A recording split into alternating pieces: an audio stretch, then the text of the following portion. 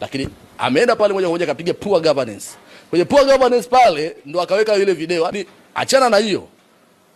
Imetafutwa kipande cha watu wanafoka. Basi kwa nini wasingetafuta hata wale mashabiki ambao wanaongea kidogo tempo ya chini?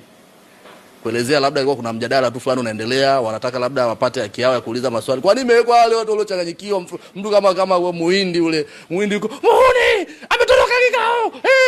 Na maana Gianni Infantino aone kwamba hapa ilikuwa kuna mvutano. Hapa point yangu tukija sasa tukiachana na friji lenyewe linavyoongeaga. Tukija kwenye point ya msingi. Somehow inawezekana alikuwa ana target nzuri tu. Kuhakikisha viongozi wanasimama kwenye weledi, wanasikiliza wanachama wao wanataka nini, wanajenga umoja na vitu kama hivyo ili kutengeneza klabu imara. Hiyo ni sawa. Excellent kabisa. Lakini kwangu mimi nafikiri ilikuwa ni nyongeza mengineyo. Hii ilikuwa sio key points. Yaani pamoja na Simba kufanya makubwa kimataifa, imetafutwa pointi ndogo tu, footage ndogo tu ya kwenda kwa outshine. Ameenda kwa outshine kwamba Simba ile sio hii sasa. Hii sasa hivi viongozi wao wenyewe hawaelewani. Hii sasa hivi viongozi hawako stability. Hii sasa hivi mashabiki wao wenyewe hawaelewi, hawahitaji viongozi wao. Na vitu kama hivyo. Sasa hii inaenda kuharibia Simba kwa upande fulani. Unajua kwa watu wenye upeo mdogo bwana Jadu, watu ambao football understanding yao ni ndogo au football awareness, hawana football awareness, hawana IQ, hawezi tu kuvuka hata barabara kuangalia hii ni kijana nyekundu, watasema engineer kafanya bonge moja la kitu. Ina hatari kubwa sana kwenye klabu ya Simba. Kama viongozi wa Simba hawatakuwa makini, wanaenda kudidimizwa. Engineer alivyoenda ameenda kufanya kitu kimoja, kwenda kuwashusha Simba na kuwapandisha wao. Wewe angalia kwa upande wao kitu kilichozungumza, ameenda kuzungumza nini?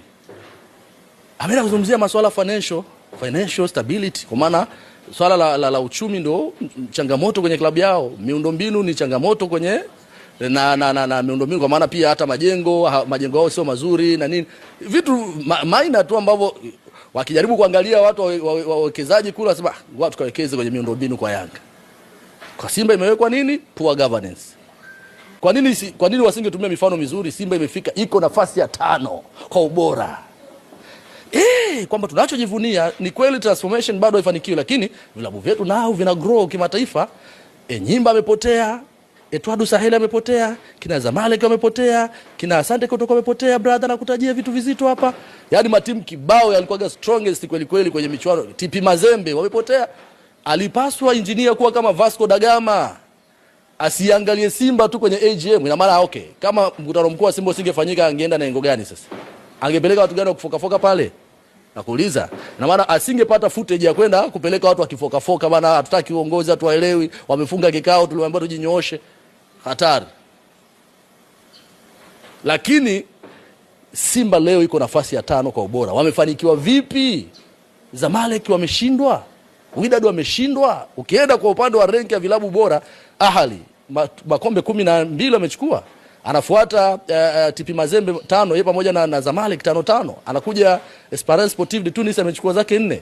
Wydad na Raja amechukua 3. Haya, lini Wydad amerudi tena? Ameshashushwa na Simba. Kwa hiyo ukiangalia hapo utaona Simba ameimprove sana kimataifa, na ndicho ambacho kinatazamwa. Huku ni domestic, brother, huku ni local. Lakini ukienda kimataifa, Simba na mazuri yake. Sasa yale aliyopelekwa kule kwa namna moja ama nyingine, kwanza na outshine viongozi, kwamba viongozi you need to wake up. Wanapaswa kuamka na kujua wapi ambako wamedondoka. Lakini Simba still bado wana nafasi kubwa kimataifa, na ndio wanazungumzwa kuliko klabu yoyote. Kwa sababu sasa hawana mwakilishi kule, ndugu zangu wako Kariakoo pale. Engineer amepata hiyo exposure na kuzungumza pale, ndio anaanza kuyafunua madhaifu tu ya Simba. Hakuna namna yoyote. Sasa hii kama mambo hayatabadilike, na maana Yanga wanataka wawe juu ya Simba by fire by force. Na hii ni kimataifa. Sababu kimataifa tayari mnyama ameenda sana. Yanga wanaumia. Mafanikio ya Simba kimataifa Yanga inawaumiza sana. Tena